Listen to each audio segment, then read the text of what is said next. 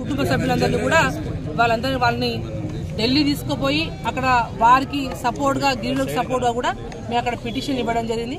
అక్కడ ఢిల్లీలో ఉన్నప్పుడే చాలా మంది మహబూబాద్ జిల్లాలో ఉన్న మాజీ సర్పంచ్లు కావచ్చు, ప్రజాప్రతినిధులు కావచ్చు, గిరిజన సంఘాల వాళ్ళు కావచ్చు, అందరూ కూడా ఒకటే మాట, ఇది గిరిజనుల సమస్య. కాంగ్రెస్ ప్రభుత్వం వచ్చినప్పటి నుంచి కూడా గిరిజనుల మీద వారి యొక్క భూములను దోచుకోవడం, లాక్కోవడం అని చేస్తా ఉన్నారు.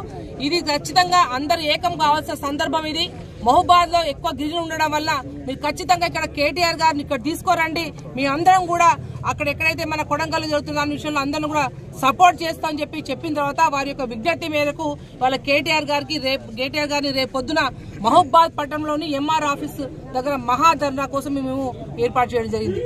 నిన్న పొద్దున కూడా ఇక్కడ మనం జిల్లా పార్టీ తరఫున సత్యవతి గారు కావచ్చు, నేను కావచ్చు, రవీంద్ర గారు కావచ్చు, అందరం కూడా ఎస్పీ గారితో పలుమార్లు మాట్లాడి ఓ దరఖాస్తు ఇచ్చి రేపటి మహాధర్నాకు పర్మిషన్ ఇవ్వండి అని పెట్టడం జరిగింది.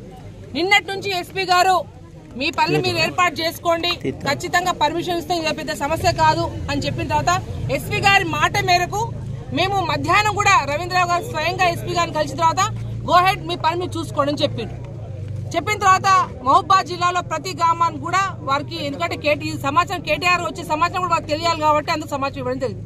కానీ 5 గంటలకి దాదాపు ఇక్కడ పోచంపల్లి శ్రీనివాసరెడ్డి గారు, శంకర్ నాయక్ గారు, రవీంద్రరావు గారు, సత్యవతి గారు, మాజీ జడ్పీ చైర్పర్సన్ గారు, ఇక్కడ మా మున్సిపల్ చైర్మన్ కావచ్చు, అందరం కూడా దాదాపు 5 గంటల నుంచి ఈ టైం వరకు కూడా కూర్చొని ఇప్పటికైనా ఆలోచించండి, కాంగ్రెస్ యొక్క అధిక నాయకులతోటి ముఖ్యమంత్రి గారితో కావచ్చు, మంత్రులతో మీరు భయపడాల్సిన అవసరం లేదు.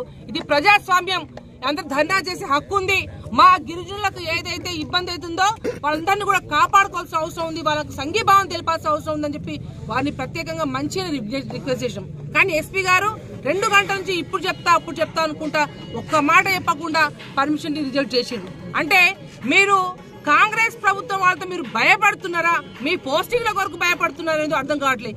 ఏదున్నా మీ డ్యూటీ మీరు చేయాల్సిందే. కానీ ఇక్కడ ఒక 3 ఎమ్మెల్సీలు వచ్చి, ఒక మాజీ ఎంపీ వచ్చి, మాజీ ఎమ్మెల్యే వచ్చిన తర్వాత పర్మిషన్ ఇవ్వకుండా దాటవేస్తూ ఇవాళ మీరు చేసే తప్పుతో నిజంగా పూర్తి ఖండిస్తా ఉన్నాం. అంతేకాదు ఇవాళ మహబూబాద్ లో ఎమ్మెల్యేలు కావచ్చు, ఎంపీ గారు కావచ్చు, అయ్యా మీకు బుద్ధుందా అసలు? మీరు క్యాంప్ ఆఫీస్ లో మాట్లాడుతున్నారు అంటే ఇక్కడున్న గిరిజన నాయకులు యొక్క ఓట్లతోని మీకు వచ్చిన మెజార్టీ 90% మన లంబాడ బిడ్డలు ఓట్లేస్తే మీరు ఎమ్మెల్యేలు అయినరు, ఎంపీ అయినరు. అంటే మీరు మాట్లాడి వాళ్ళు అయితే ప్రెస్ మీట్ లో మీరు మాట్లాడిన విషయాలు ఎలా ఉన్నాయంటే గిరిజనులకు పూర్తి బద్ద వ్యతిరేకులు అని చెప్పి స్పష్టంగా మీ మాటలతో కనపడతా ఉంది. మేము తప్పు చేస్తున్నామా, దొంగ పని చేస్తున్నామా? మేము రేపు చేసే ధర్నా ఎవరి కోసం? లంబాడ బిడ్డల కోసం. అరే మన బిడ్డల యొక్క భూములు పోతా ఉన్నాయి, గుంజుకుంటా ఉన్నారు. ఆ ఫార్మా విలేజ్ అవసరం లేదు. ఏదైతే పోయిన గవర్నమెంట్ లో 14,000 ఎకరాలు కూడా ల్యాండ్ అక్విజిషన్ అయిపోయింది. అవసరం ఉంటే మీరు 100 పెట్టుకోండి, డెవలప్మెంట్ మేము ఆపము, అడ్డు కాదని చెప్పాము. కానీ మీరేం చేస్తున్నారు? రేవంత్ రెడ్డి గారు తొత్తులుగా మారి వారు చెప్పగానే హుటాహుటిన ప్రెస్ మీట్ పెట్టి లంబాడులకు వ్యతిరేకులు మీరు నిజంగా మీరు ఒకసారి మీ మొహం అర్థం చూసుకోండి. మీరు మీరు సిగ్గు చేయడు.